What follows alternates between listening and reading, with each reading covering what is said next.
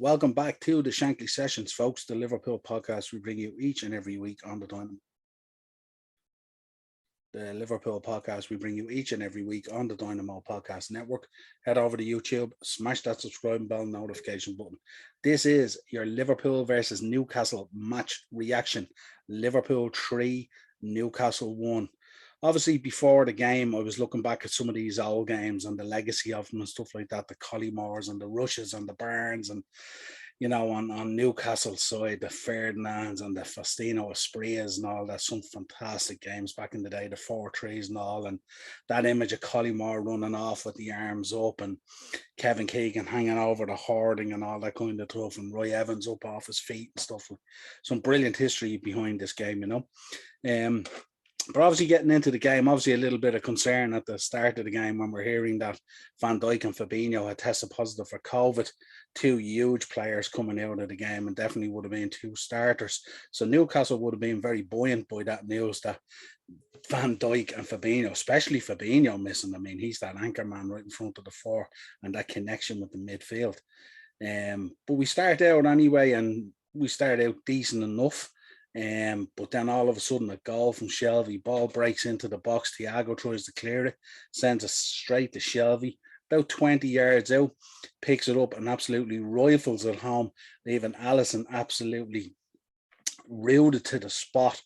And it was like a kind of a shell shock or a wake-up call really for the team, So then all of a sudden we get back onto it and we start getting to it in our sort of playing our game, and then up pops Diogo Jota, 21 minutes. Ball breaks. Obviously, it came in from Trent, but there was two players down in the box. Isaac Hayden down with a potential head injury. But the referee didn't blow up for it, funny enough, and there was a lot of questions about this afterwards. We'll get into it later from Eddie Howe. As to whether the referee should have blown up for a head injury and whether the goal should have counted. Jota with the header comes back out off the Bravka, and then he rifles the ball up into the net and gets the goal 1-1. 25 minutes and the turnaround is complete. Mo Salah picks up a rebound from Sadio Mane. I mean, what can you say about Sadio at the moment? Like, he's doing everything bar putting the ball in the back of the net. But Salah, this is a very influential goal in terms of he's now drawn level with Jamie Vardy in terms of 15 consecutive goal contributions. The question now is, can he beat that away to Spurs, and will the Spurs game even go ahead? We will wait and see with bated breath, praying that football doesn't get cancelled or put on a circuit breaker. Just to let people know, we will be dropping an episode looking at the Premier League and COVID. Myself and Darren will be jumping on. It'll be going out tomorrow, but well worth the watch. So hard to know. I mean, the rate of this Omicron of infection rate and stuff like that, 88,000 cases yesterday in the UK, absolutely massive, So then the game is kind of back and forth. Liverpool creating lots and lots of chances, very similar to previous games, but just not putting the game to bed. But on 87 minutes, up steps Trent Alexander-Arnold. The Scouser in our team launches a thunder strike, giving the Bradford no chance with a vicious strike to seal the points. Not to mention, he also made a last gasp tackle on Fraser. Not bad for a lad apparently who can't defend, let's say. Listen to Eddie Howe after the game. He was talking about it was clear that Isaac Hayden was clutching his head and that he had a head injury, and that the referee should have blown up the game for the head injury and the goal shouldn't have counted. Maybe the referee should have blown before the goal even happened, maybe, and it wouldn't have been as controversial. And he said that the goal had a huge bearing on the game. Now, in some respects, you kind of agree with Eddie Howe, but in other respects, you think maybe he's clutching, because when you look at the stats of the game, they probably tell a different story insofar as Liverpool had 24 shots, whereas Newcastle had 4. So in reality, if the Jota goal hadn't gone in, the pressure that Liverpool was putting on Newcastle, they were sure to reap the rewards of a goal or two anyway. So I thought it was really Eddie Howe really clutching the straws. Now, we can't say that's what would have happened, but if you look at the game overall, it did peter out. Even if you take the Jota goal out of it, it's still a 2-1 win for Liverpool. But Liverpool were very dominant in this game, and for Eddie Howe to come out and clutch at that, I was surprised at Eddie Howe that's what he was clutching at, but I understood where he was coming from. A huge win, especially for Liverpool, I thought.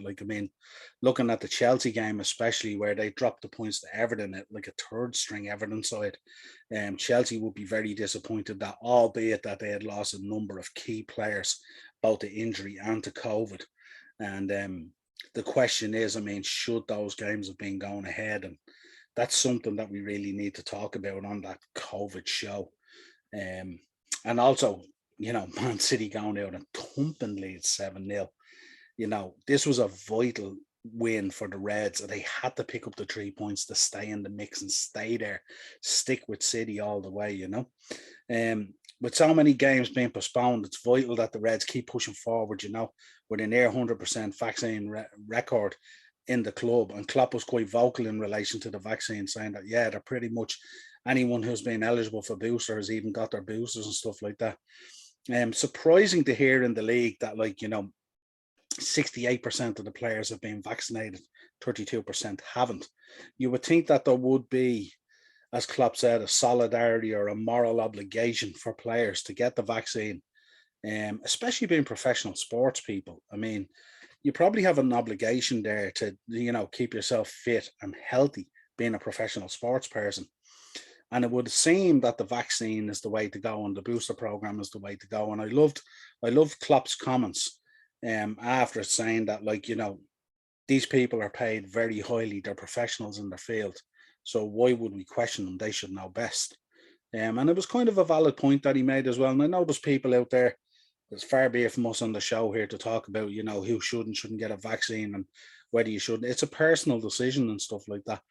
But I do think when it comes to professional sports people, I think they have an obligation and a solidarity both to their teammates, the extended family, the club, the supporters and all that, to keep themselves as fit and as healthy as possible. The last thing we want at the moment is, one, the league taking a circuit break, and then we have an accumulation of matches to be played in a short period, which could cause more serious injuries to players in terms of playing, as opposed to the minor effects of COVID for players who are vaccinated and boosted, obviously. And the last thing we also want as well is fans coming back out of stadiums, because it's vital for us, especially at Anfield. That 12th man is absolutely critical to us in terms of our playing. But we are nicely placed at the moment as we approach the halfway stage in the season. We're bang slap fighting on all four fronts still at the moment, with a reasonably healthy squad, albeit we've had a slight COVID outbreak there with Van Dijk and Fabinho. But we've a lot of players coming back off injury now. We haven't been exposed greatly, and touch wood on that, and long may it continue. And we roll on to the weekend, an away game against Tottenham, where we have to step up again. Can't be complacent. They may or may not be missing a number of players due to COVID. The game may or may not even go ahead, depending on what Spurs' view is of that, and the FA and the Premier Leagues.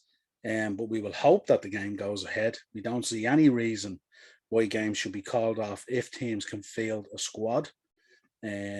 Certainly, we didn't get any preferential treatment from the Premier League both last season in terms of all the players we lost to injury. We had to field midfielders in defence for a large part of the season with big injuries. And we certainly didn't get any preferential treatment from the Premier League or the FA when we were away representing the league at the World Club Cup. And we had to field a kids side with an under-23s manager, because we couldn't change a game or move a game around. So I feel for players and I feel for clubs at the moment that are dropping players at the moment of this, especially the smaller clubs with the smaller squads. It really, really exposes them. But we need to figure out a way of living with this at the moment and how we can get around it and what we can do to keep things going, because the mental knock-on effect on people to not having football, for a lot of people, it's their life. And we shall wait and see. But until next time, this has been the Shankly Sessions, your Liverpool podcast on the Dynamo Podcast Network. We're here each and every day at this stage, dropping match reactions, player ratings, previews, Legend series, all that kind of good stuff, updated club news. So if you want to contact us, you'll get us on Twitter at Session Shankly. We're also featured on Facebook and Instagram, the upper tier. Come on, you red men. Let's do this at the weekend against Spurs, and we will talk to you again real soon.